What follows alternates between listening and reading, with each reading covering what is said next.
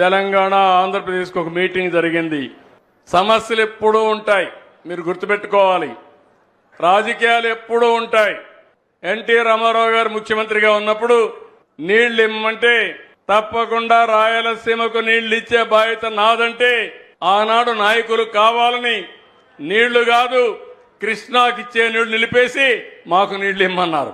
ఆయన ఒకటే చెప్పాడు, మీకు నీళ్లు కావాలి, నీళ్లు ఇచ్చే బాధ్యత నాదని మొట్టమొదటిసారిగా బచావత్ అవార్డు ప్రకారం రాయలసీమకు నీళ్లు ఇచ్చిన ఏకైక నాయకుడు నందమూరి తారక రామారావు గారు.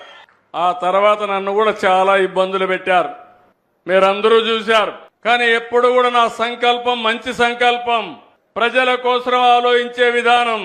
ఎవరు ఎన్ని ఇబ్బందులు కలిగించినా కడాన ఇప్పుడే కేశవ్ గారు చెప్పినట్టు శాపాలు పెట్టినా, తిట్లు తిట్టినా, బూతులు తిట్టినా అవి నా మనసుకు రాలేదు.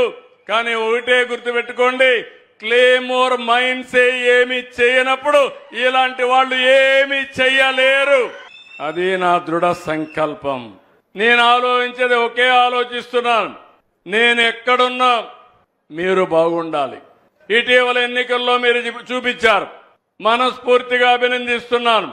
తెలుగుదేశం పార్టీ పుట్టినప్పటి నుంచి 93% స్ట్రైక్ రేట్ అంటే అందరినీ గెలిపించారంటే ఇక్కడ జయసూర్యను కూడా 20 సంవత్సరాల తర్వాత గెలిపించారంటే, నంద్యాల పార్లమెంట్ మెంబర్ గా శబరి గారిని ఇక్కడ గెలిపించారంటే అది మీరు చూపించిన అభిమానం.